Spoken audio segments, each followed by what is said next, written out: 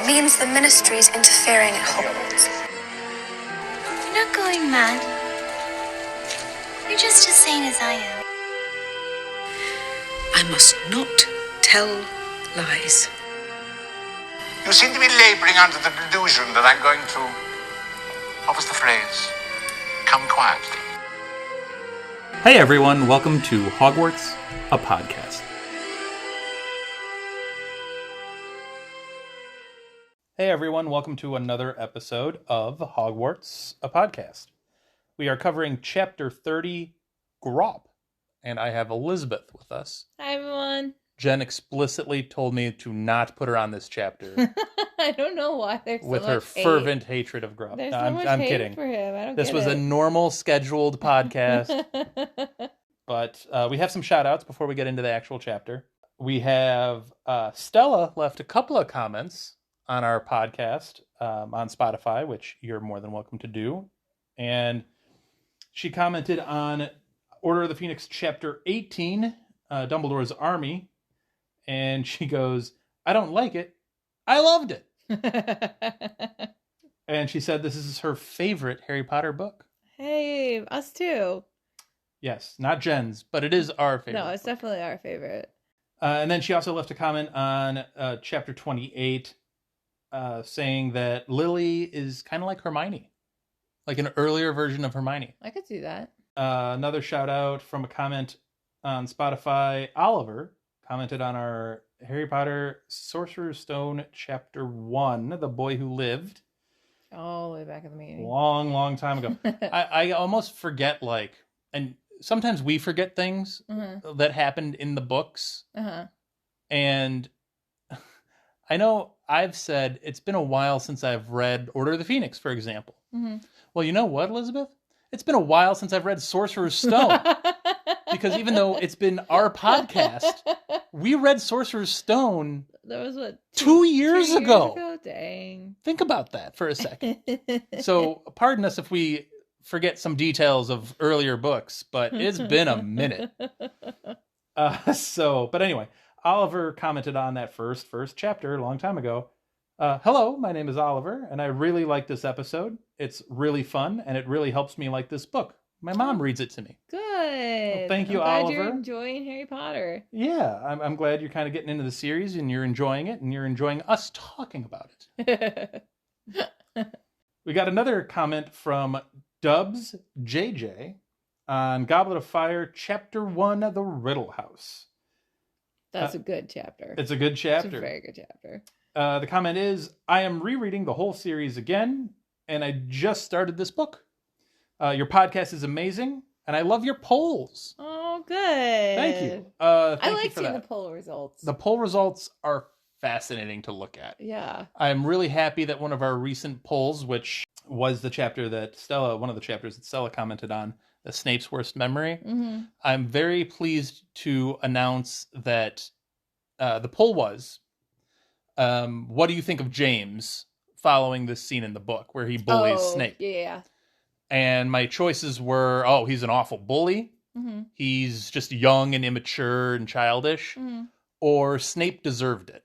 And I'm very pleased to announce that across Spotify, Instagram, and Twitter, all the places where we've run this poll, not one person voted that Snape deserved it. He didn't. Which makes me very happy that our listeners are not really cruel. But yeah, no, we have good listeners. I do love all of the poll results. They're very interesting, and thank you for saying that you loved them too. And thanks for listening. You can catch again those polls on our Spotify. Each episode will have them, and we try to post them as often as we can on Twitter and Instagram. And they're open for what, a year or more? No, the ones on Spotify are open long term. Okay. And the ones on Twitter and Instagram are usually for a day or two. Yeah. Be on the lookout for some of those. Speaking of Twitter, I want to give a shout out to Jenny Conway at Jenny Conway, who has been quite active on our Twitter. She's been one of our best fans. She's been one of our top fans for sure, commenting and posting on Twitter and just giving us feedback. Yeah, very much enjoyed. And we really appreciate all the comments. So thank you, Jenny Conway, for your continued support. We really appreciate it. Now, the chapter obviously centers around Hagrid's little surprise in the Forbidden Forest, but Grawp. there are some other things going on in the chapter. We get Fred and George and the legend of their escape. Oh my gosh. I'm so sad that I missed that part because it's one of my favorite scenes in the entire series. Their exit from Hogwarts is one of the true just masterpieces. Honestly, like the first time I read it, I think I cried because I was just so I was so moved by how awesome of an experience that scene was, and Peeves like saluting, I think Fred is the one he salutes specifically, but like him being like, yes, I'm going to keep your legacy continuing on and do mass havoc is part of the reason why I love Peeves so much. Just such a good scene. We also get some Quidditch talk and some Quidditch scenes. Although briefly, because then we get to the whole Grawp of it all in the Forbidden Forest. Mm-hmm. So since you loved that Fred and George scene so much, let's talk about it a little bit. We get a lot of the fallout from it because you get Umbridge and Filch still struggling to clean up the swamp that was left behind. Mm-hmm. You get teachers encountering it, but choosing not to aid in the cleanup of the swamp. I absolutely love the fact that they're just like, not my job, not my problem. Can I pose just a potential what if to you though? What if like McGonagall and Flitwick like come up to this thing, and we know how prodigiously talented they both are, but we also know that Fred and George are particularly gifted in their own right. Do you think they come up on the swamp and they're like, you know what? That's pretty good magic. I don't know if I could like remove it. I don't know that I could fix this that easily. Like, this might actually require some time and thought. I think if that was the case, they'd be sending Fred and George owls that were like, you know what? Congratulations. You earned an A for my class. Some retroactive grading? Yeah. Wow, you did learn something. Sorry Congratulations. for all those comments, all those attentions I gave you. But clearly I taught you something. So you really see McGonagall just patting herself on the back for this later in the teacher's lounge? Yeah, just being like, dang, those Weasley twins are good. I do, there's part of me that wonders, because it seems a lot of times with like books, things happen in threes, you know? So I do wonder if there was another scene that maybe was cut of the twins wrecking some havoc. And I was trying to think what would be a fun thing to see. And I just kept going back to bubbles. I just want like bubbles everywhere that they had to like, I don't know, wouldn't go away, wouldn't pop. Like a massive Scourgify spell? Maybe. Or like imagine if there was They don't want like, to clean the castle. Oh, you know what would be really annoying?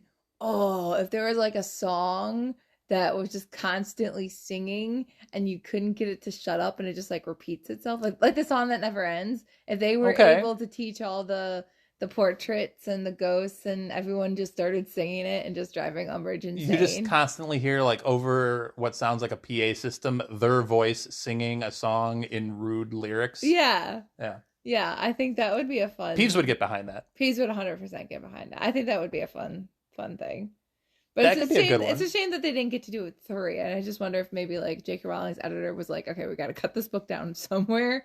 So that could be in a scene to cut. I think this flows pretty well, and it makes sense the way it kind of played out. In the movies, they condensed the 2 into 1 because, you know, movies do need time. I do remember being very disappointed the first time I saw the movie, as is what usually happens, because Peeves was not in that scene, and I was like, it was such a good that scene was, so they merged it into 1, and they had the twins exiting Hogwarts in a spectacular fashion. With all the fireworks. But it was the fireworks thing that started it. Which, honestly, from a movie standpoint, if we're being like... Yeah, no, that's it actually cinematic. Worked quite well. Yeah. So, I mean, there is that.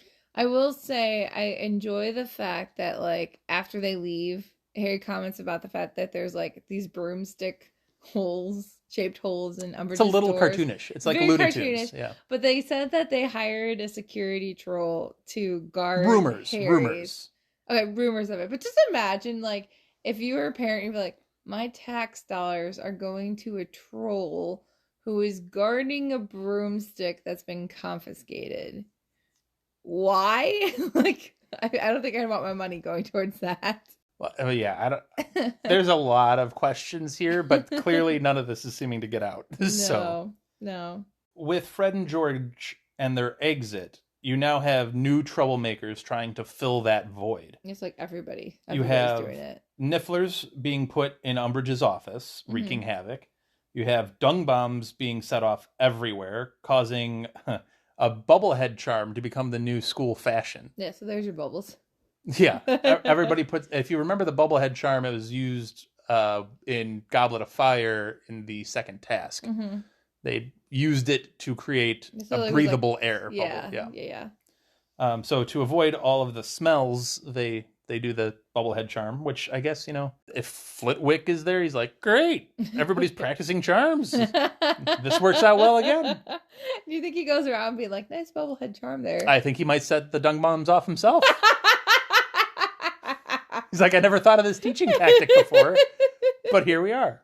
Well, there you go. You get the Inquisitorial Squad getting mysterious injuries over and over and over again. Yeah, I like the one about Pansy getting antlers. I thought that was a nice touch. That's aggressive. It's a fun thing to wake up with. You also have an apparent rise in skeeving snack boxes everywhere. I love this idea so much. One, it definitely shows how many they had sold, which is like, good job, Fred and George, that you have perfected such an interesting and unique like tactic here.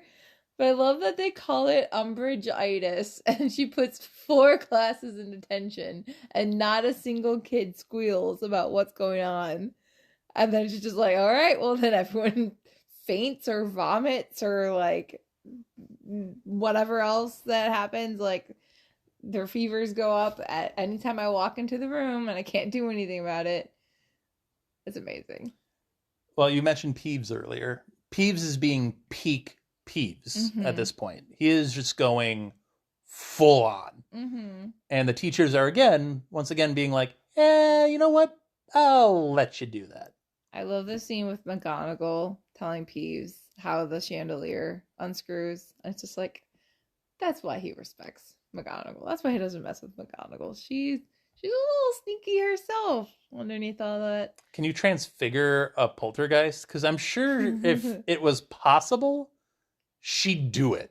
And has possibly done so in the past at some point. I don't know, but I think he recognizes a woman who also doesn't mind some chaos. Well, he is taking full advantage of what seems to be a full-on mutiny in the castle. So if everybody is essentially on the same side, except for a group of roughly 10 to 15 people. Right. Like it is it's war, and Right. Peeves is taking full advantage. I love it. It's like the castle's fighting back. You also get Montague still recovering from being in a toilet, which is just an odd sentence to say. Hermione almost wants to help and say like, oh, should we just say what happened because Well, of course, we should help you him. feel bad when you see the parents being angry and upset and worried about their own child. But Ron and Harry are both like... Yeah, but here's the thing, though. Ron says, in protest to Hermione's efforts to help, he says, permanent injury is worth it since he took points from Gryffindor. That's aggressive. No, it's not okay. Like, permanent injury is not an equal punishment to just taking some points away. No one cares in the ultimate, bragging rights, okay, sure. It doesn't matter. Nothing matters. Permanent injury is a permanent injury. That's a problem. It scarred his ego. He took points away from them. But no, I agree with One you, does not equal the other. Those scales do not balance. To a teenager, it doesn't matter because, I didn't like him. He's a Slytherin. But no, you're 100% right that it's not the same thing. So we still get some Harry dreaming dreams, and Hermione continues to nag about it, as she should. As she should. And Hermione, okay, to back up a second, Hermione's also nagging about Harry giving the twins the gold for their premises, for their joke shop, which I like that they finally have fessed up about that, because it seemed like for a second there we were going to accuse the twins of engaging in illegal trades with Mundungus. But yeah, she wants the nag him about that, and nag him about not doing occlumency, and nag him about not studying for finals. Well, I feel it's like a lot of nagging from Hermione this chapter. That's true, but I also feel like, because we on the podcast have gotten some flack from some of our listeners about being a little too harsh on Harry. I feel like Hermione is the voice of a lot of our guests that have come on and gotten on Harry. Like, Hermione is that voice. I mean, Harry even flat out said that his brain almost seems to have a Hermione voice, and that's the part of his dreams that are like, let's not go down this strange, mysterious corridor towards Dusty Spears in row 97. Let's dream about something else. Well, he specifically says that as the dreams go on, he's so curious about the orbs that he's, quote, keen for the dreams to continue, which is upsetting because it specifically goes against the advice of Albus, Sirius, Lupin, Hermione, and Snape. Yeah. Like, it goes against the advice of all of them. But Harry knows best. Apparently. Like, I understand the curiosity. Don't get me wrong. I understand the curiosity. Well, yeah, but if you've been told so by many so people, many people, then don't respectable do it. people, respectable people that have like stake in this game, to be like, you need to stop this. You should at least make a better effort. Right. At least make a better effort. But anyway, we get to Quidditch, which he would like to be making an effort in at all, but he, alas, is still sidelined. I like Ron's little ray of hope, though. He's like, I mean, I've been so bad. I can't get worse. I can only go up from here. Well, yeah, that's true. Gryffindor got a break in that Hufflepuff beat Slytherin. So now you get Gryffindor versus Ravenclaw.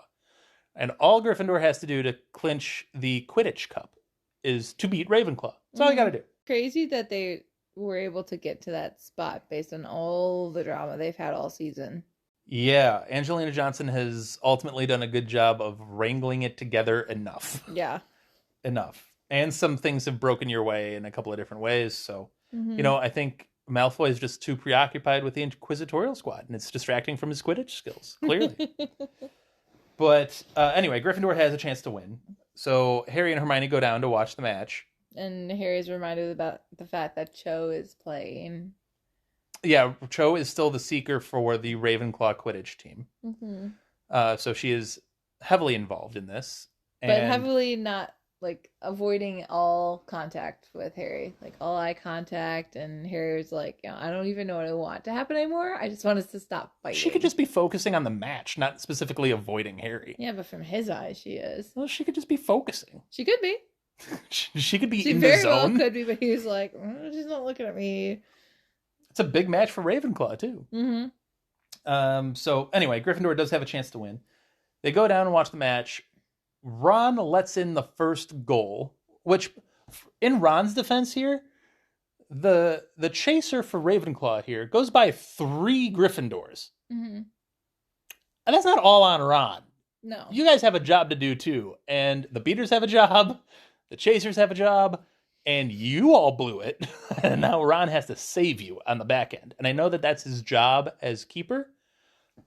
But still, let's not put all of this on Ron. Well, let's not get zipped by. Ron has a fun little song that they can sing that makes it easy to blame it all on Ron.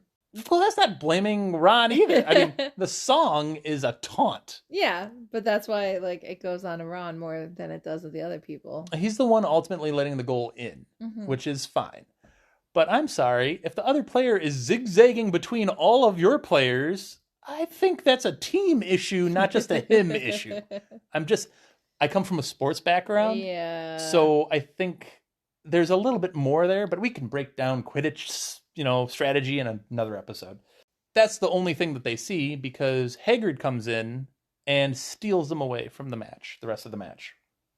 Although Harry does have zero faith in Ron because as they're walking with Hagrid, more screams come out from the Quidditch pitch and he goes, that'll be Ron letting in another goal. I'm like, Harry, come on. Yeah. That's rude. Well, to be fair, I mean, Harry's not exactly in the best. He's not very happy these days, so No. It's easy to assume the worst. So Hagrid leads them into the Forbidden Forest.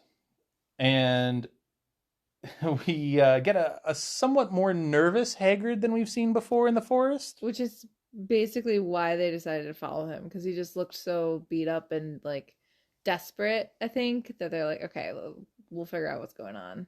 Finally. He takes a crossbow with him, Mm-hmm. a loaded, ready-to-go crossbow. Mm-hmm. And he mentions that the centaurs have been riled up, and they're not speaking with Hagrid currently. And he notes that they almost killed friends. Like, not just kicked him in the chest. Like, yeah, no, flat out almost killed they him. were going to kill him. And he also notes that the centaurs are very influential in this forest. Mm-hmm. They're the most clever beings in the forest. And if they're not liking someone or something in here, they make it known. And then other creatures take note and essentially start feeling the same way. Mm-hmm.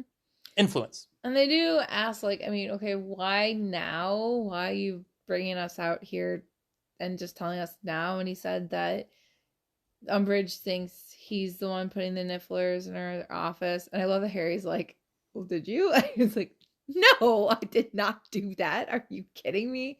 But just because it's related to care magical creatures, then obviously it would have been Hagrid.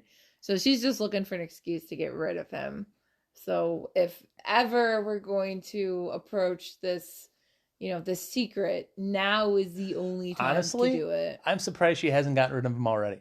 Yeah. Do you think that JK was writing this book, forgot about that plot line altogether, and was like, I have to actually write that in, and then like this is the moment where she writes it in? Maybe. Because I mean, let's be real, it's Umbridge. I mean, she would have fired him the week after Trelawney. To be fair, I guess she's been very busy with the castle and the chaos of the twins. Preoccupied. She's preoccupied. I'm a little too preoccupied. I imagine like there's, putting out the fireworks and dealing with the swamp and the dung bombs and Peeves, and there's probably angry phone calls. And if rumor is to be true, she can't actually get into the office, Dumbledore's office. So she's also probably got Fudge on her back wanting to know what's going on.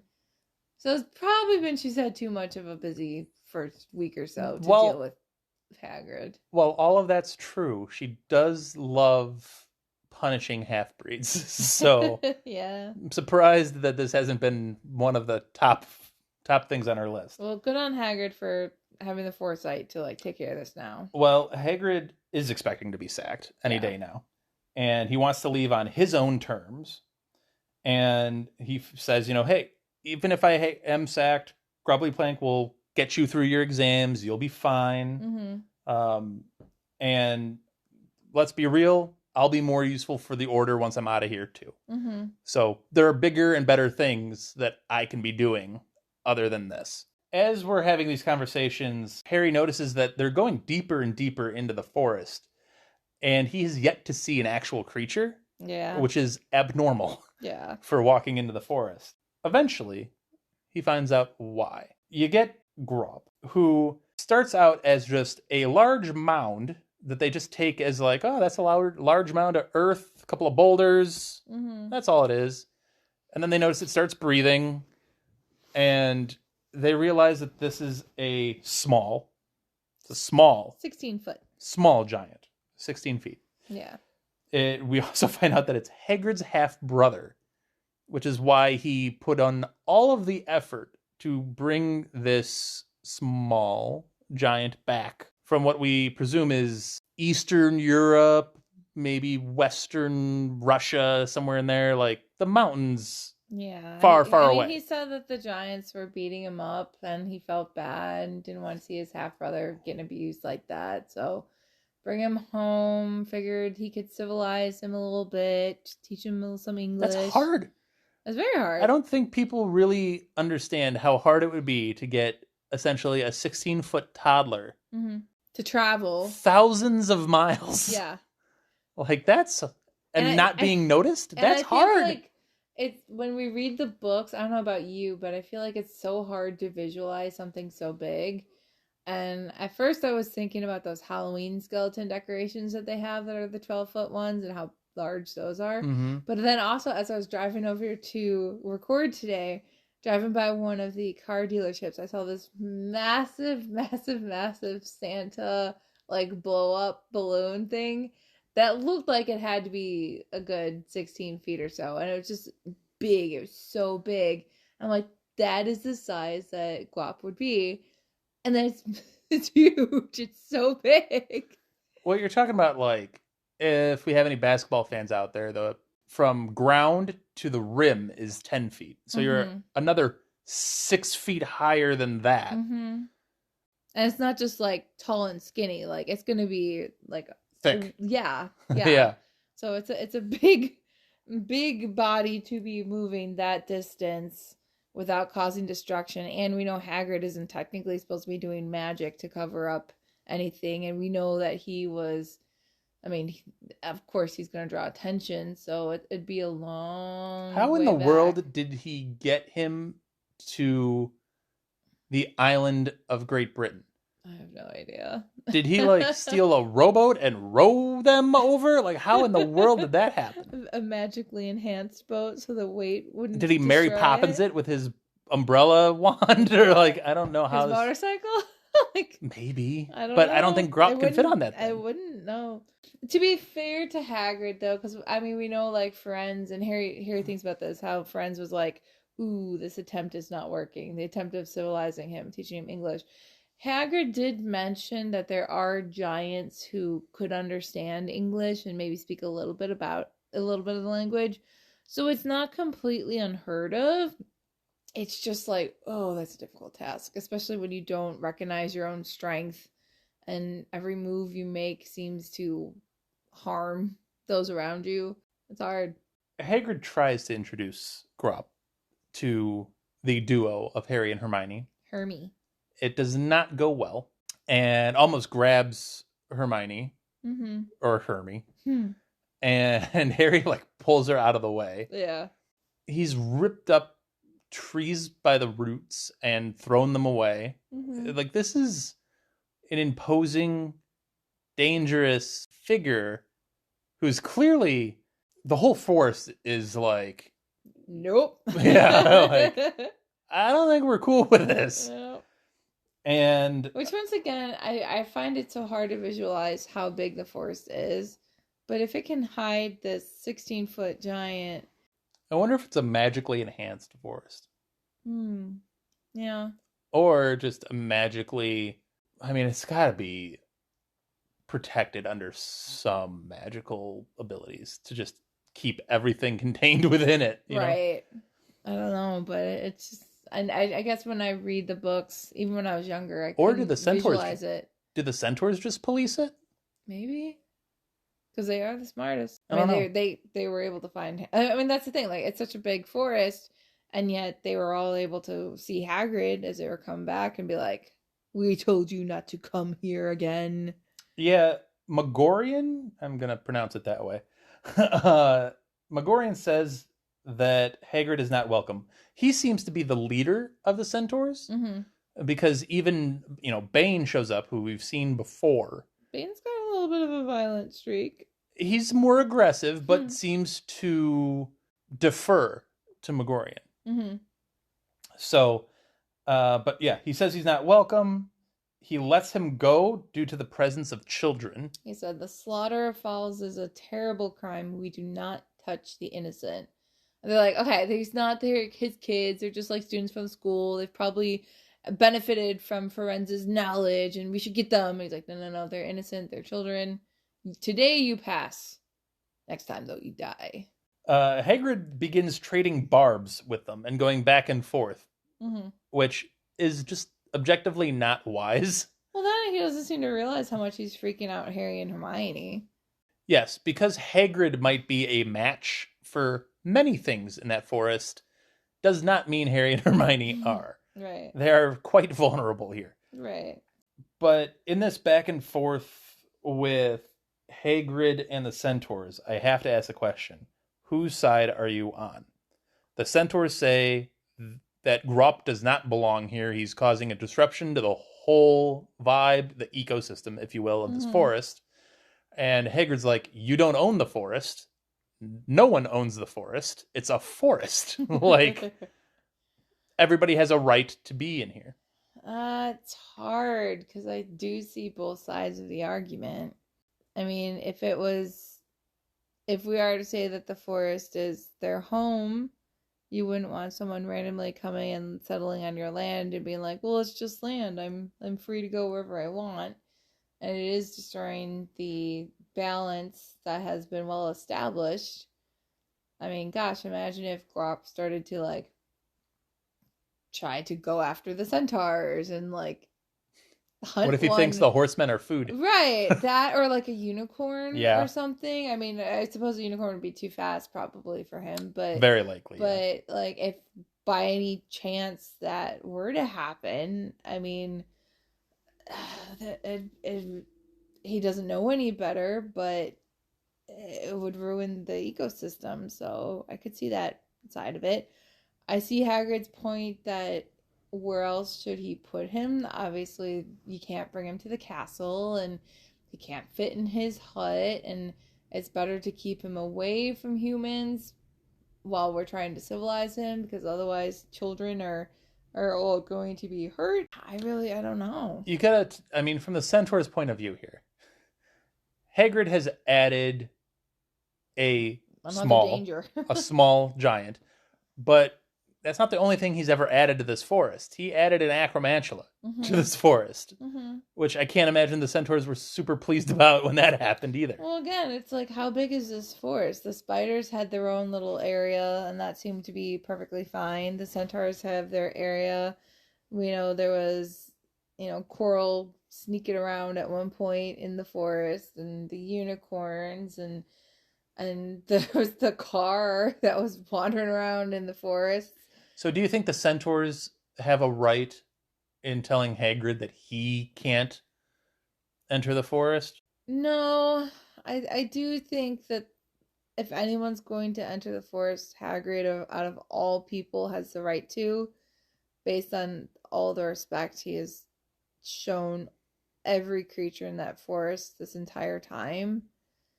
This is just one of those, like, we're disagreeing with you and we're not understanding why it's so important to you. You're blinded by the foolishness of, like, what this is doing to our forest and to our home. It's just a hard one. At least, I guess, they're warning him, like, hey, we don't want you here. If you enter, or if you cross our path, we are going to act accordingly. I don't know. To their credit, they haven't they view attacked Grawp. They view it as trespassing. They haven't attacked Grawp because I think they're fearful of if Hagrid can save Firenze from like 3, 4, 5 of them. Right. What is Grawp capable of? Because he's bigger, stronger. He doesn't understand English. And he doesn't know his own strength either. So he could, like, swat at a centaur and, like, kill the centaur. Right. So, like, I don't think they've attacked Grawp yet because they're, I think, measuring their abilities of being like, can we even? I could see that. Like, can we even actually harm that thing? I don't know that we can. Well, I also wonder if it's like, like you called him a large child, and if they were to attack a large child who doesn't know what he's doing, does that fall under their foals thing? Is that why they haven't attacked him? Or like, does that make them look bad? Like, they almost need to be provoked into attacking him.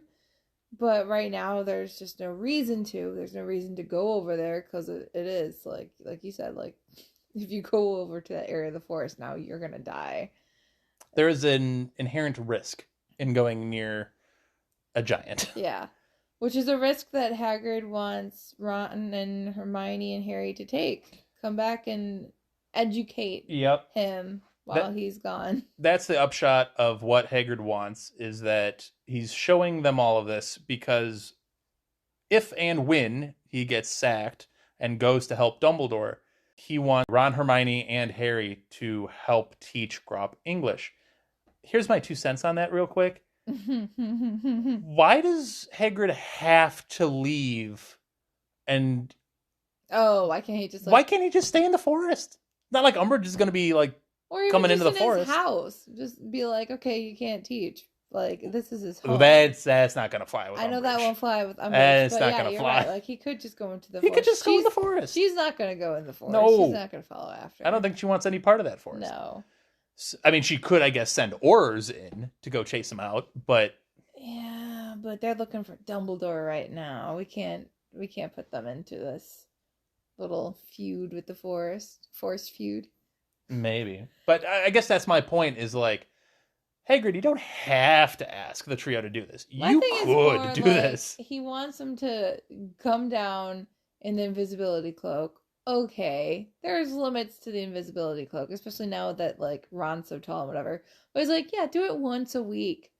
How the heck are we supposed to get out of this castle that's being guarded like crazy and sneak out to the forest once a week to like shout at a creature who is going to like leave us bruised? If it left him bruised, it's gonna like break our arms and stuff. Like, there's no way we could do that. Plus, there's owls coming up. We got to take those.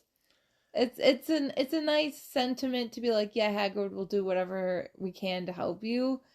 But it is one of those promises that they're like, why did we make this? So, understandably, they are a little put off by this whole thing. They're a little frazzled, if you will. Well, I mean, Hermione almost just got snapped up by massive hands just coming at her. Like, that was terrifying.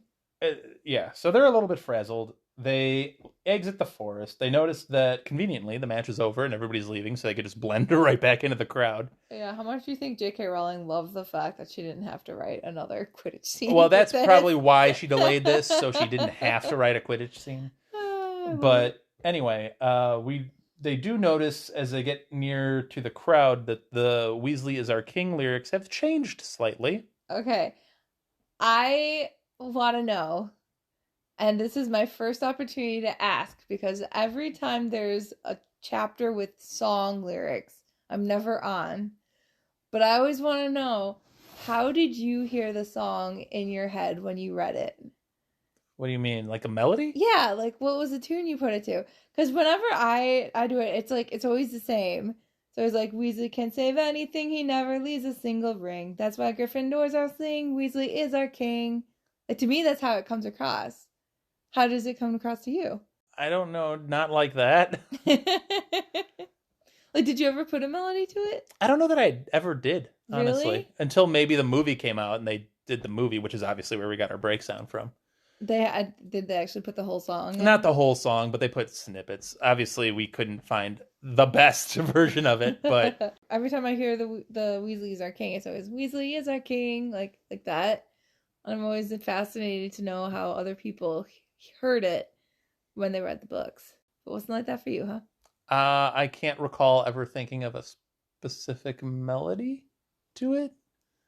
I can't recall ever thinking of one. Interesting. So yeah, the lyrics change, and we find out that Gryffindor has indeed beaten Ravenclaw, won the Quidditch Cup. Yay! And Harry and Hermione were like, we'll tell Ron later. And that's how the chapter ends. Yeah, I love it. So we will pause it here, and then we will get to what I'm pretty sure will be an abbreviated spoiler section. I don't think we have too much, but we will be right back. All right, so we are back with the spoiler section for Chapter 30, Grawp. And we wanted to kind of dive back into Harry's dreams and Voldy's role in those dreams. And I think you had some specific thoughts on them. Yeah, so, I mean, in terms of a reader's perspective, the way the dreams have slowly but surely grown more and more and more detailed is good for also building our anticipation of what's to come and getting us just as curious as Harry in terms of wanting to know what's next and what's it mean, especially since we do know that it is connected to Voldemort in some way, shape, or form. But I was trying to imagine from Voldemort's perspective of being like, why hasn't this kid come searching for everything that I'm showing him yet? And it said in the book he was getting irritated with like his stress from the owls keeping him from being able to see further and further and further into the dream. I'm just imagining Voldemort just sitting there like, gosh darn it, I can't compete with like Transfiguration and Charms class right now. So, like I want him to go to my plans. I gotta deal with this Hogwarts stress. To be clear, the real turning point here is the attack on Arthur Weasley. Right. I think that signaled to Voldemort, someone else is seeing what's going on. That's Harry. I can use this against him. Yeah, so there's a couple of things going on there. You know, Harry, I think, is quote-unquote keen to keep this going, not only because he's genuinely curious about where it's going, but I think he views it as, I'm spying on Voldemort, and I'm getting a one-up on everything that he's doing. Yeah, it's a special connection that no one else understands. Right. And I think that is true until Voldy becomes aware of it at that Arthur Weasley moment. And kudos to Voldy for being able to pick up on that so quickly and weaponize it. Yeah. Because I truthfully don't think Snape, I think this is too big of a detail in the whole war for Snape to give that detail to Voldy. Voldy pieced this together. I don't think it was like Snape coming back and being like, Harry Potter saw Arthur Weasley get attacked. No, I fully agree. I don't think Snape... That's too big a piece of information to give Voldy. And I don't think Voldemort would be letting on to anybody that Harry is seeing into him. I think he would see that as a vulnerability.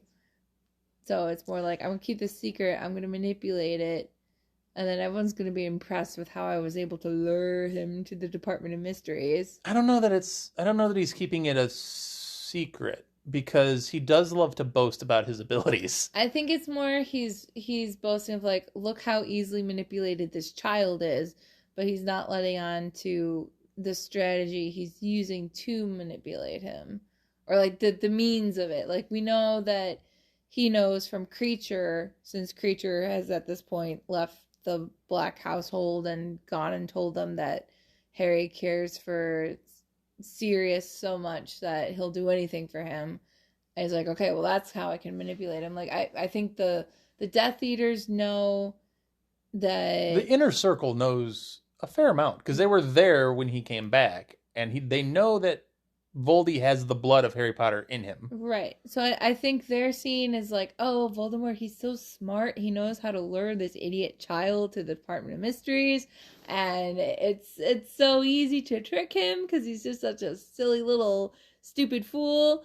And I think the connection that he has of being able to see and manipulate his dreams, I think that's the aspect that Voldemort's keeping secret. This is why I think it's unfortunate that Harry doesn't take the advice of the adults around him more seriously, is because you have people like Albus, Sirius, and Lupin who have fought against Voldy and know what he is capable of deploying as weapons. Arthur and Molly, for that example, too.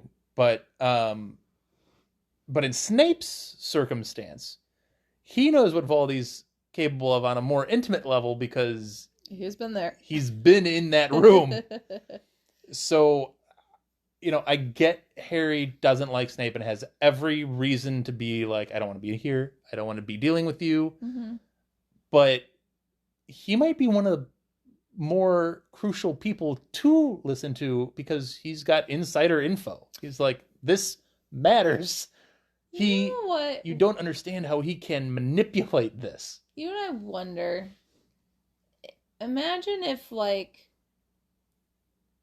Dumbledore or Snape had insisted that Hermione learn occlumency first and then had her try to teach it to Harry. How much more successful that would have been? You're probably correct. And that would have been a next level move from Dumbledore, which he's usually capable of making.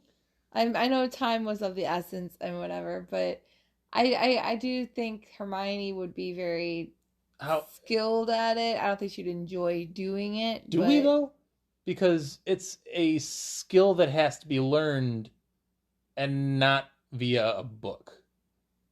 Yeah, I'm not taking a shot at Hermione there. No, but I think because it's a new subject, that could be a challenge for her, but like a good challenge. It's a practical subject. It's a practical thing, but it's not like divination where it's like, I think for her, when she sees divination, it's like, okay, predicting the future, nobody can do that. But this is something that there's proof that you can do it.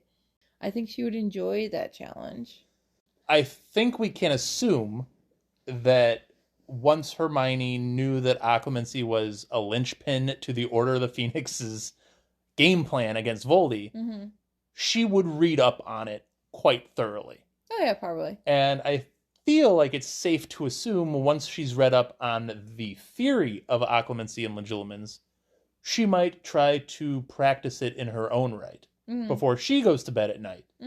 Try to like empty all emotion and try to do it. Well, especially since they're all such good friends. Like, I could see her being like, okay, I tried it and this is how it worked for me. Maybe you can try it and that will help you do better on it. Because we know it's so important for you to learn it. I think those conversations have happened. The problem is Harry's taking it as Hermione is nagging me again. Right. And he's not taking it positively. He's taking it negatively. And everybody's pushing him to... It's like... If I told you, Elizabeth, I need you to do this. Elizabeth, I need you to do this. Elizabeth, I need you to do this. The more you tell me, the less I want to do it. Exactly. Yeah. And it's a problem. It's a real problem. I also think, and maybe this is just me, but to a degree, I can understand Harry's desire to see more of the dream, because I also have very, very vivid dreams.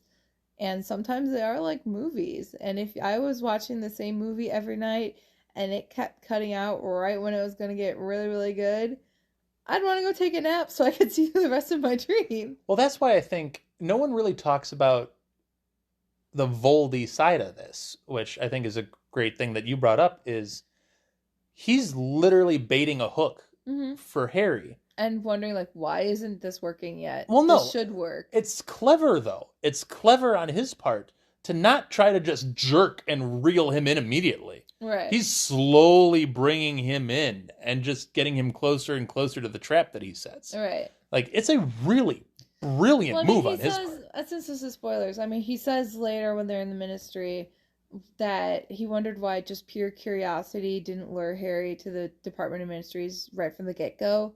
Because he assumed that Dumbledore told Harry about the prophecy, like, day one, and just mere curiosity would make him want to go to the Ministry, pick up the orb, and hear from the source what the prediction had been. But then it's like, why isn't he coming? This should be... I mean, I want to hear it. Why doesn't he want to hear it? It's like, oh, Dumbledore didn't tell him. Okay, we have to lure him a different way.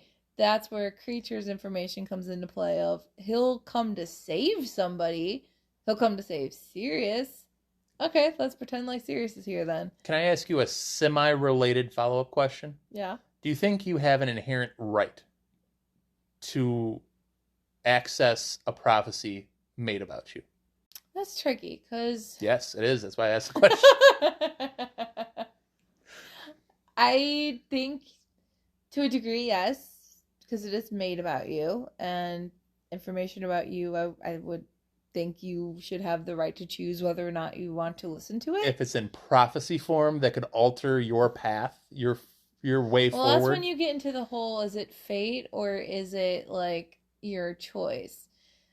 Because if you are choosing to listen to it, and then the actions, the choices you make are based on what you hear, then it seems like it's more fate. But if you pick it up and listen, you're just like, okay, whatever, and then you just live your life, you're not actively trying to make it happen. If it does then happen, then I feel like that's different than you trying to make it happen. I feel like in the case of a prophecy,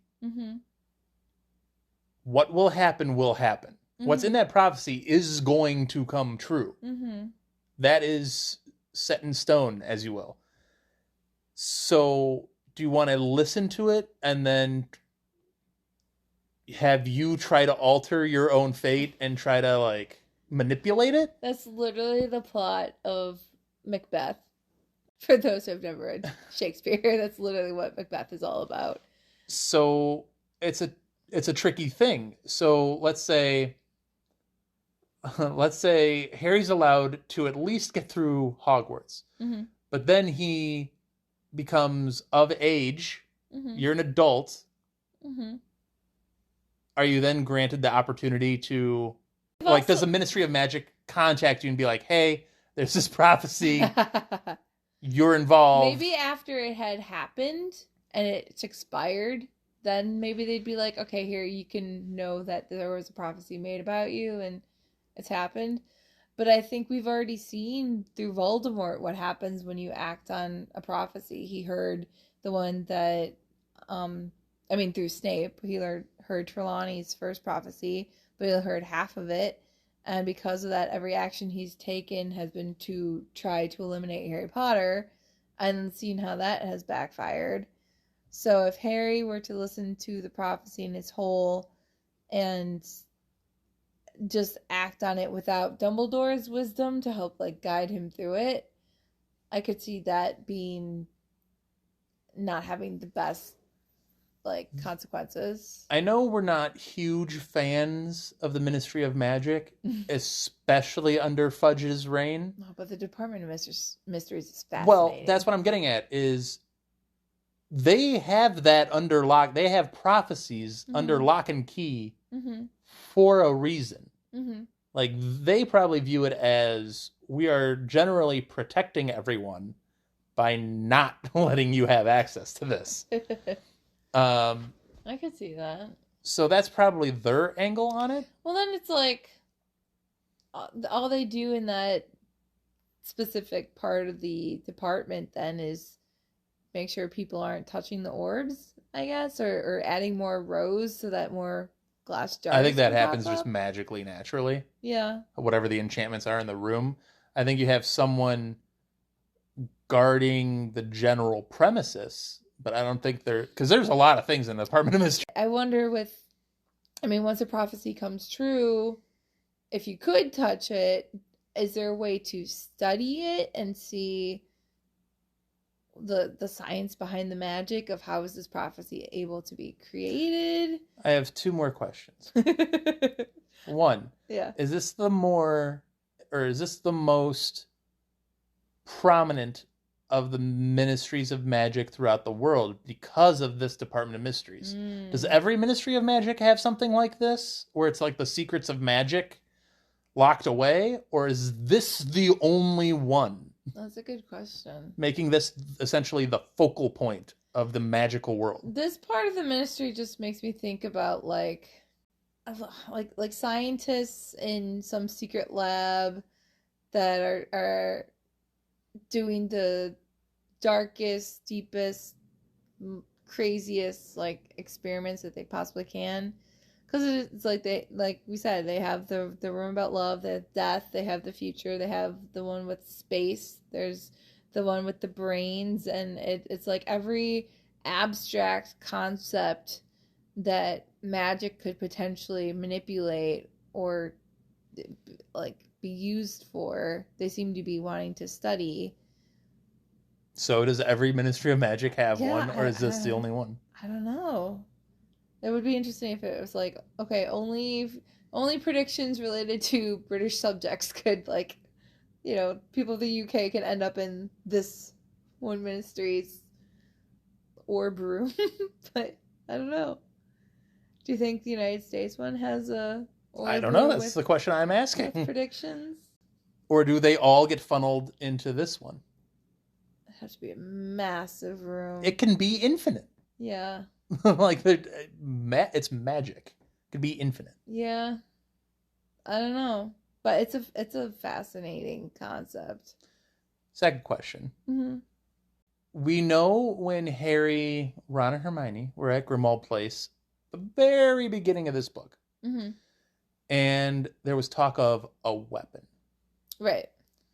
And we know the curiosity that just that sparked in the trio. Mm-hmm. Just the talk of Voldy wanting a weapon. Mm-hmm. Or trying to get access to a The weapon.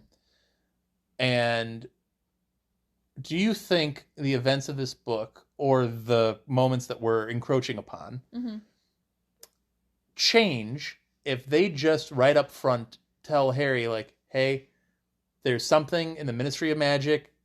It's in one of the rooms in a Department of Mysteries. There's a lot of shrouded information about this that even we aren't 100% aware of. But what I'm basically saying is, do you think them giving more info would help warn Harry that, hey, Voldy might try to use this as a way to get to you? Well, I think Dumbledore says afterwards, after the Department of Mysteries, like, you know, the weapon was the knowledge of how to destroy you. Because he had heard the first part of the prophecy. He knew that the two of you couldn't live at the same time. So he tried to kill you, thought that would work, didn't work. So now he needs the knowledge of how to destroy you. Hence, wanting the rest of the prophecy. I think if Harry had been warned, like, hey, there is something in the Ministry that will tell Voldemort how to defeat you, just FYI, learn Occlumency, and then that will kind of save you from that happening. I don't know if that would more encourage Harry to seek it out. Well, that's my question. Yeah, or be like, oh, okay, well, I guess I'll be extra careful and I won't fall for any tricks.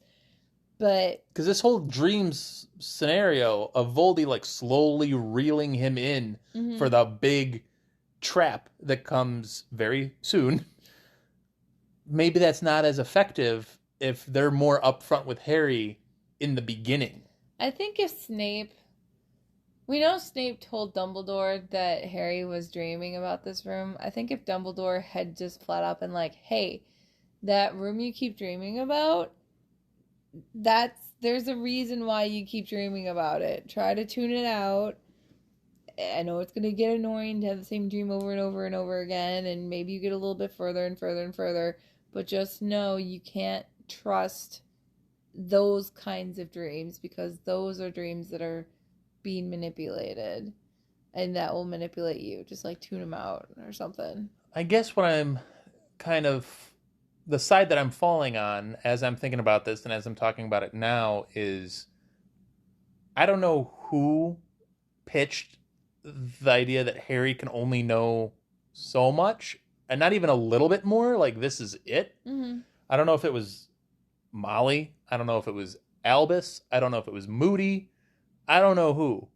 But I feel like this is a short-sighted moment where if they had let him in a little bit more, maybe this doesn't backfire on them in such a spectacular way. I think this is just Albus thinking that he's protecting Harry from Voldemort by keeping knowledge away from him and make it so Voldemort doesn't attack Harry because he thinks he's so close to Dumbledore. Last question, I swear. And then we'll wrap this up. Okay.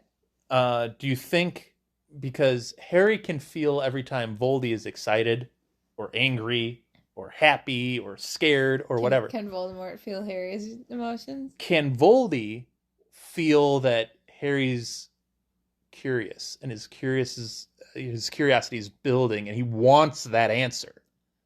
And can he feel that and then just manipulate that more? I think he's more feeling Harry being like, ugh, what do I do about Cho? There's so many. No, you know. You know. He also feels secondhand embarrassment from their Valentine's Day date. I had a serious question with actual implications, and you took it there. You guys tell me. Fine. I think to a degree, yeah, he's probably recognizing that Harry is curious, and he knows curiosity killed the cat, but the satisfaction of knowing the answer will get exactly what Voldemort wants, which is luring him to the Ministry to touch the orb and let them both hear the prophecy.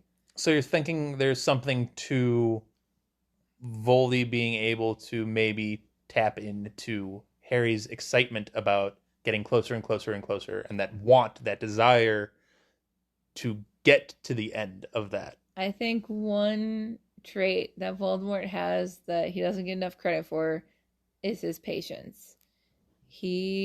Because he was impatient the first time around and acted too rashly with trying to go after Harry as a baby, he's learned from that mistake, which is a dangerous thing when your villains can learn lessons. And he will do whatever it takes in order to make this work. So like how we saw him waiting in Goblet of Fire to get to Harry's blood. That's a whole year of waiting, but it was worth it. Or now waiting for Harry to get to the Department of Mysteries. Again, a whole year, but it's worth it. So I think his patience is something that makes him very dangerous. And makes him, don't underestimate him. Well, we hope you've enjoyed getting all the way to the end of this episode of the podcast. If you have thoughts on the podcast, please reach out, make a comment on Spotify, make a comment on Twitter, on Instagram, share the podcast with all of your friends and family that love Harry Potter. You can also participate in polls that are going to be placed on Spotify, and I'm sure we'll share them out to all of our socials. Mm-hmm. You can also leave a voice message by clicking on that link wherever you find this podcast. There's also a support the podcast link where you can help us out financially by leaving a donation. This is a lot of time and effort that goes into making these, so we appreciate all of the help, whether it's financial or not. And we will see you guys back next week for Chapter 31, OWLs. It's test time. It is test time. So let us know what you guys all think, and we will see you back next week for that. Thank you for listening to Hogwarts, a podcast. If you like what you've heard, please click the subscribe button on your preferred podcasting app and follow us on Twitter and Instagram at Hogwarts a Pod.